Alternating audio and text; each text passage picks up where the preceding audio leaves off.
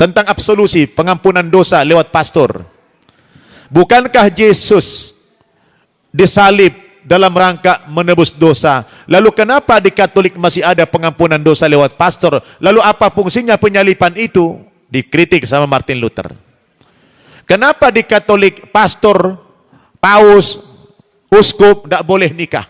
Kalau tidak ada pertanyaan yang kritis seperti itu dari pihak manapun, mereka akan senantiasa mengagungkan, mensakralkan Injil ini.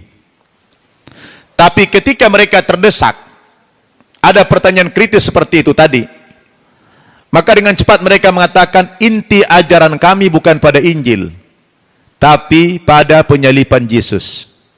Sejauh mana kami percaya kepada penyalipan itu, itulah yang dapat menyelamatkan kami.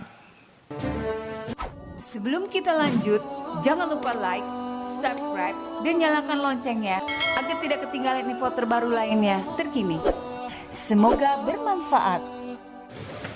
Apakah sekarang ini masih ada kelompok yang Kristen atau Christianity yang menurut Ustadz itu lebih murni atau lebih dekat ke Islam? Pemahaman saya, kalau mereka murni secara Kristen, itu mereka udah akan menjadi Muslim. Iya, atau seperti Ortodok di Egypt itu, apakah itu masih dianggap sebagai ini? Kemudian yang terakhir adalah masalah ahli kitab. Apakah ada konsep masih bisa kita ada berlaku itu konsep ahli kitab? Ini terutama untuk halal haram.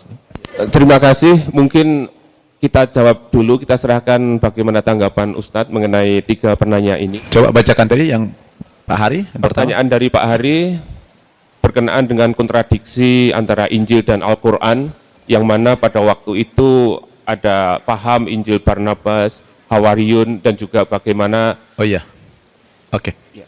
Udah nyambung. Iya, iya, iya, baik. Jadi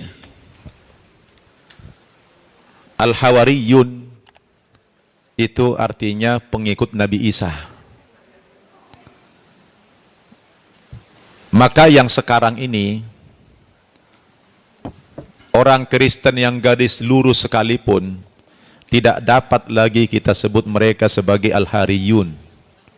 Karena Al-Hariyun itu berhenti sampai di zaman Nabi Isa saja, sebelum Nabi Muhammad lahir. Setelah itu tidak ada lagi Al-Hawariyun, tidak ada lagi. Maka semua orang yang lahir sesudah Nabi Muhammad diutus, maka imamnya, rasulnya wajib kepada Nabi Muhammad. Kalau dia mati sesudah Nabi Muhammad diutus, tapi tidak percaya kepada kerasulan Nabi Muhammad, dan dia istiqomah mengikuti ajaran Nabi Isa, bertauhid dan mengimani Nabi Isa sebagai Rasul Allah bukan Tuhan, tetap saja dia ahli neraka. Kenapa? Rasul katakan, walladzi nafsu Muhammadin biyadih la yasma'u bi ahadun min hadhil ummah yahudiyun wala nasraniyun thumma yamut wa lam yu'min billadzi ursiltu bih illa kana min ashabin nar. Demi Allah, yang jiwa Muhammad berada di tangan Allah, tidak ada salah seorang di antara umat ini yang mendengarkan perkataanku baik langsung maupun tidak langsung, apakah itu orang Yahudi atau orang Nasrani, thumma yamut, kemudian mereka mati, walam yu'min billadzi ursiltu bih, sampai mati mereka belum beriman kepada kerasulanku, kata Nabi, illa kana min ashabin nar, melainkan mereka menjadi penghuni neraka jahanam. Jangankan orang yang sudah trinitas, yang tauhid sekalipun, dia tauhid seperti Jehovah Witness, dia tauhid, dia percaya Nabi Isa itu messenger, tetap mereka ahli neraka. Kenapa? Karena tidak beriman kepada kerasulan Nabi Muhammad. Mereka masuk kategori kafir. Jadi sekarang Pak Haji, tidak ada lagi Al-Hawariyun, tidak ada lagi Al-Hawariyun. Al-Hawariyun itu adalah umatnya Nabi Isa dulu, itu tidak ada lagi. Kemudian masalah lahirnya Protestan, ya,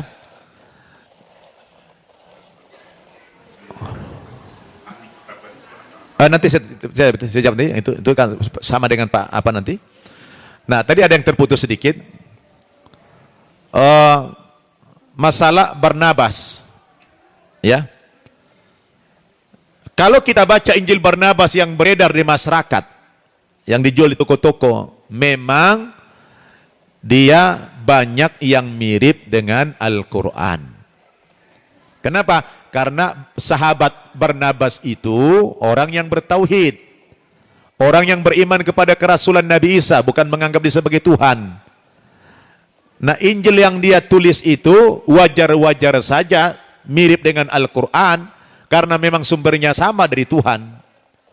Persoalannya, ajaran Barnabas ini kan non-kanonik, tidak diakui oleh orang Kristen. Sehingga kita pakai itu sebagai hujah, ditolak. Nah, ditolak sama mereka, karena itu nggak diakui. Lalu Protestan ini kan lahir dari reformasi gereja yang dilakukan oleh Martin Luther, orang Jerman. Ada beberapa item yang dikoreksi oleh Martin Luther, sehingga lahirlah ajaran Protestan ini, karena dianggap tidak relevan dengan kehidupan umat beragama di masa itu. Di antara yang dikritik oleh Martin Luther apa? Tentang absolusi, pengampunan dosa lewat pastor.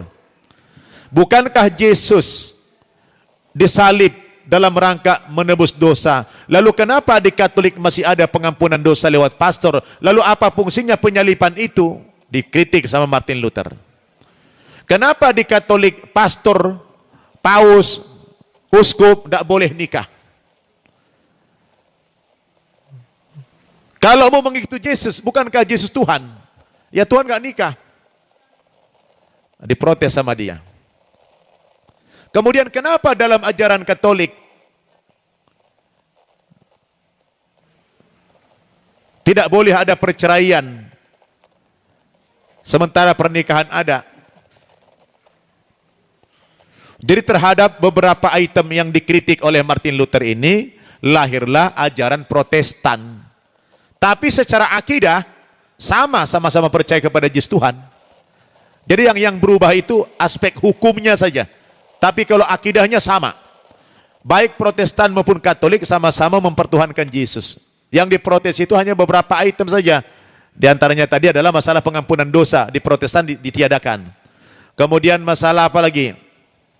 Masalah perceraian. Kemudian masalah pernikahan. Pendeta boleh nikah, pastor nggak boleh nikah, walau boleh kawin dia. Kawin boleh, nikah nggak boleh kalau di Katolik. Apa bedanya kawin dengan nikah? Nanti itu, jangan di sini. Nah, begitu Pak Hari.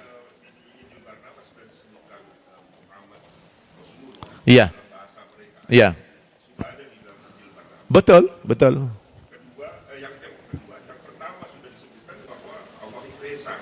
Benar. Betul. Iya, benar. Iya. Benar.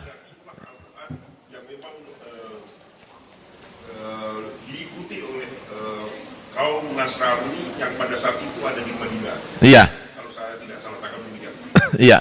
Jadi apa namanya? Yang murni di zaman Nabi seperti Waraqah bin Naufal, pendeta Buhaira, yang menemukan tanda kenabian pertama kali pada diri Rasulullah, seorang pendeta namanya Buhaira. Iya kan? Di mana? Ketika Nabi umur 12 tahun dibawa berdagang ke negeri Syam. Situlah ditemukan tanda kenabian pada punggung Nabi. Jadi kalau Injil Barnabas itu memang pasti sama dengan isi Quran karena sumbernya sama dari Allah. Ya, gitu Pak Haji. Kemudian yang kedua Pak Amri tadi nanya, tolong bacakan. Pak Amri, ada dua pertanyaan.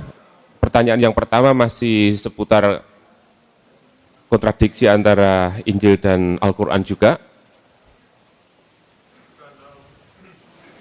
Mohon diulang lagi pertanyaannya. Pertanyaannya berhubungan dengan saya ingin lebih tahu mengenai Paulus, bagaimana kelihatannya dia sangat powerful sekali, walau di mana ajaran dia yang sudah kontradiktif dengan yang asli tauhid, tapi ada menurut dia dulu adalah Musuh.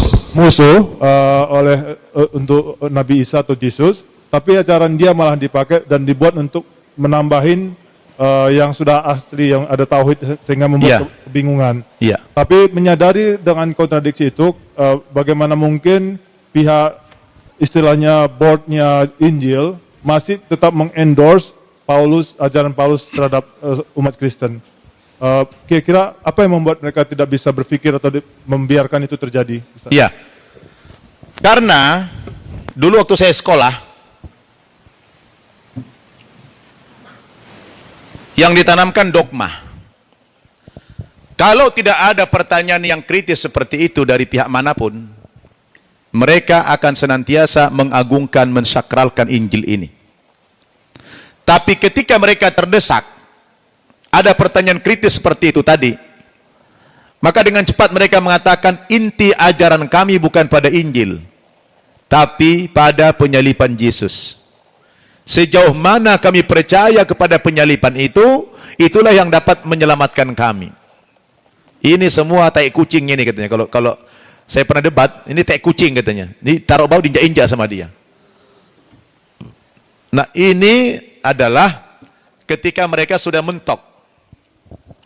Tapi kalau tidak mentok, wah, dicium-cium begini, ya kan? Nah, itulah kemunafikan mereka. Ketidakkonsistenan mereka ya seperti itu. Nah, oleh karena itu, kenapa sedemikian besar, powerful tadi Paulus ini? Karena memang dia aktornya, sudah biasa merekayasa. Sehingga di masa itu, sekitar tahun 70 Masehi, 30 tahun sepeninggal Yesus, Injil-Injil yang asli, yang masih tersisa dulu itu kan dibakar habis itu. Begitulah cara Paulus membumi hanguskan ajaran nabi-nabi yang terdahulu, lalu dia berlakukanlah ajaran dia yang baru. Setiap orang yang tidak percaya sama ajaran dia kan dibunuh, main bunuh-bunuh aja dulu. Kalau kita lihat sejarah kelamnya agama Kristen yang begitu sadis, pokoknya kalau kita kan Muhammadiyah, NU berbeda fikih misalnya, nggak sampai bunuh-bunuhan kan, tapi kalau di Kristen itu sampai bunuh-bunuhan. Maka sejarah kelamnya ajaran Kristen dalam masa lalu itu luar biasa kelam sekali, gitu kan? Dalam rangka apa? Memaksakan ajaran Paulus kepada orang untuk menerima ajaran itu 100%. Maka orang yang berseberangan dengan dia harus dibunuh. Itu dalam rangka melanggengkan ajaran Paulus. Itu yang terjadi, sehingga terkesan dia ajarnya powerful tadi. Nah, begitu cara, dengan kekerasan. Nah, jadi kalau penyebaran Kristen itu mau dulu kekerasan semuanya. Maka coba lihat waktu kita mimpin di Cordova. Terakhir dengan siapa itu? Raja kita Muhammad. Siapa itu yang terakhir kita di Cordova itu? Diganti dengan Ferdinand, Raja Ferdinand II. Dan Isabella I kan? Begitu Ferdinand naik di Cordova waktu di Spanyol. Jadi presiden lah katakan, menggantikan sistem khalifah. Maka diberikan opsi kepada orang Islam waktu itu kan? Orang Islam mau tinggal di Eropa dengan meninggalkan Islamnya, atau keluar dari Eropa dengan tetap beragama Islam. Coba, sampai seperti itu kekejaman mereka. Kita kalau berkuasa tidak pernah pakai begitu kan? Nah, kita berkuasa, tidak boleh kita intimidasi orang. Kamu kalau bertahan dalam agama Kristen, keluar dari sini, atau kamu saya bunuh. Nggak ada seperti dalam Islam. Jadi memang sejarah penyebar luasan agama Kristen itu dulu penuh dengan kekejian, penuh dengan kekejaman. Nah, kembali kepada tadi yang kedua apa? Ya, halal haram tadi seputar apa ya, lupa saya. Mungkin saya bisa sebutkan lagi tanggapan Ustaz mengenai orang yang meremehkan makanan halal haram, walaupun padahal sebenarnya sudah banyak option di luar untuk makanan halal haram. Betul. Iya. Kalau sudah ada menjual halal meat, maka kita sebagai umat Islam wajib membeli di halal meat itu. Karena sudah ada pilihan. Ya. Maka haram hukumnya kita membeli daging di tempat yang tidak halal meat. Karena kehalalan di sini tidak hanya ditinjau dari aspek jenis binatangnya, katakan jenis binatangnya halal, ayam, sapi, kambing itu halal, Tapi kalau cara penyembelihannya dengan cara yang terlarang, maka jatuhnya haram. Misalnya di apa? Di setrum, haram. Tidak ada cara dalam Islam menyembelih hewan itu dengan cara menyembelih. Menyembelih itu berarti di leher, itu nyembelih. Yang namanya lewat suntik, lewat setrum, itu tidak halal jatuhnya, haram. Nah, jadi kita jangan tertipu dengan jenis binatangnya yang halal saja, tapi cara penyembelihannya juga. Kan coba lihat kata Allah, surat Al-Maidah 3, hurrimat alaikumul maitatu waddamu walahmul khinzir wa ma uhilla li ghairillahi bih. Diharamkan bagi kamu mayit, bangkai, waddam, darah, walahmul khinzir, daging babi haram. Apalagi yang haram? Wa ma uhilla li ghairillahi bih, dan juga diharamkan binatang yang halal, tapi disembelih dengan cara menyebut nama selain Allah, itu haram. Misalnya saya sembelih ini hewan dengan menyebut nama Latta, Uzza, Manat, Hubal, haram. Saya sembelih hewan ini atas nama Tuhan Yesus Kristus, haram. Saya sembelih atas nama Uzair, haram. Jadi bukan hanya jenis hewannya yang halal, tapi juga cara penyembelihannya itu cara Islam apa tidak. Nah, kalau sudah ada yang menjamin halal meat, apalagi alasan kita untuk pergi ke tempat yang bukan halal meat. Jadi itu haram hukumnya. Kita kalau sudah ada halal meat, kemudian kita pergi ke satu tempat membeli daging yang tidak jelas keharamannya. Makanya kata Nabi, dak ma yaribuk ila ma la yaribuk. Tinggalkan yang meragukan, ambil yang pasti. Kalau sudah ragu itu menjadi hukum, tidak boleh lagi. Innal halala bayyinun wa innal harama bayyinun. Sesungguhnya yang halal itu jelas kehalalannya, yang haram juga jelas keharamannya. Cuma wa innama bainahuma mustabihat. Di antara keduanya ada yang samar-samar. Ini halal enggak? Haram enggak? Samar-samar dia. Jadi subhat, itu haram. Tidak boleh kita dekati. Nah, kemudian pertanyaan Pak Dwi tadi, masih ada enggak ahli kitab sekarang? Nah, saya jawab yang terakhir dulu. Ada enggak ahli kitab sekarang? Masih ada sampai kiamat. Masih ada. Ahli kitab itu adalah Yahudi dan Nasrani. Tapi tidak setiap orang Nasrani itu disebut ahli kitab. Ahli kitab yang dimaksud dalam Al-Quran itu hanya keturunan Bani Israel saja.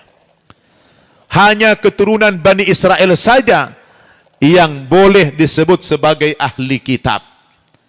Yang namanya Bani Batak, Bani Jawa, Bani Ambon, Bani Manado yang beragama Kristen tidak bisa disebut ahli kitab. Kenapa? Berdasarkan ayat Quran tadi, wa rasulan ila Bani Israel. Nabi Isa itu hanya diutus kepada Bani Israel. Jadi ahli kitab itu adalah orang kafir dari kalangan Yahudi Nasrani yang dari garis keturunan Bani Israel saja yang disebut ahli kitab. Yang laki-laki muslim boleh menikahi wanita mereka seperti dalam surat Al-Maidah ayat 5. Wanita-wanita mereka dari Bani Israel ini boleh dinikahi oleh umat Islam. Tapi tidak boleh sebaliknya. Wanita muslimah haram menikah dengan laki-laki mereka, atau laki-laki musyrik lainnya haram. Tapi laki-laki muslim masih boleh menikahi wanita ahli kitab kalau memang diperlukan. Kalau tidak ada, kenapa dibolehkan? Karena dalam sejarah dulu, ya, Rasul itu kan tidak bisa bertalaki langsung kayak kita begini jumpa dakwah. Jadi kalau bicara dakwah itu yang didakwahi Nabi laki-laki bukan perempuan. Nabi hanya mendakwahi wanita, hanya laki-laki saja. Nah, si laki-laki itulah nanti yang mendakwahi istrinya sama anak-anak yang perempuan, kan gitu. Nah, sehingga wajar-wajar saja di zaman Nabi yang paling banyak masuk Islam itu dari kalangan laki-laki dulu. Betul nggak? Karena Nabi leluasa berdakwah kepada laki-laki. Nah, sehingga di zaman Nabi jumlah perempuan yang beriman lebih sedikit daripada jumlah laki-laki. Nah, dalam hal inilah pembolehan menikahi wanita ahli kitab. Tapi dengan tujuan apa? Tetap dakwah. Kalau hanya tujuannya menikah secara sunnatullah, menjalankan sunnatullah dan sunnah Rasul, maka Nabi tidak suruh kita menikahi wanita ahli kitab. Tapi Nabi katakan apa? Tungkahul mar'atu li arba'in. Nikahilah wanita itu karena dasarnya 4 pilihan. Pertama, limaliha karena hartanya, wali jamaliha karena kecantikannya, wali hasabiha karena keturunan baik-baik, wali diniha karena agamanya. Fatpar bidzatid din taribat yadak. Utamakanlah karena agamanya, niscaya engkau akan berbahagia. Jadi Rasul itu, syukran. Rasul itu nyuruhnya menikahi orang yang seiman. Betul nggak? Adapun ayat Quran membolehkan, tujuannya dakwah. Bukan dalam rangka nikah itu sendiri, tapi untuk misi dakwah. Karena sedikit jumlah wanita di zaman Nabi dulu. Jadi ahli kitab sekali lagi itu ada sampai kiamat.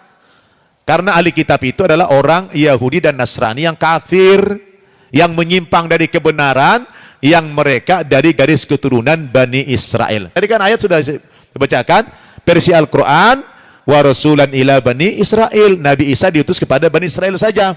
Versi Alkitab juga, jangan kamu pergi menyimpang keluar kota lain atau ke bangsa Samaria, karena aku diutus oleh Tuhan hanya kepada domba-domba Israel yang sesat.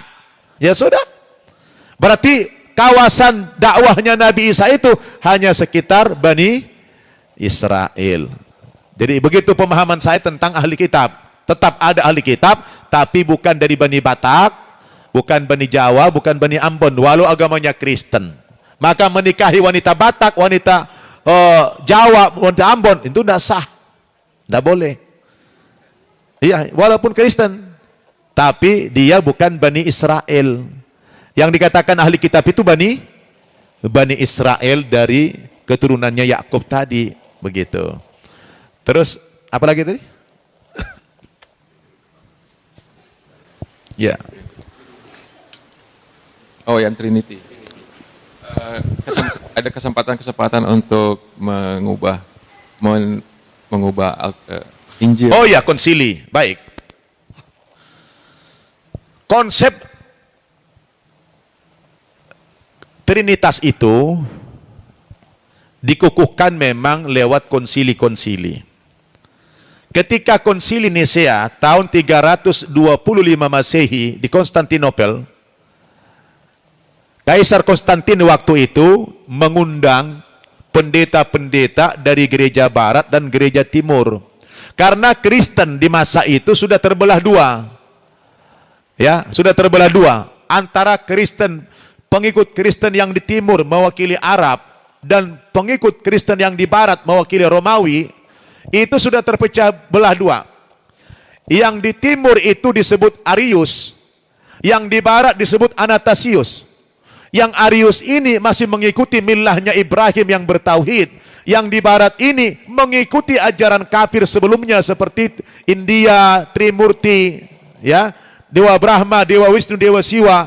Maka orang-orang Kristen yang di barat ini terpengaruh dengan ajaran-ajaran India kuno.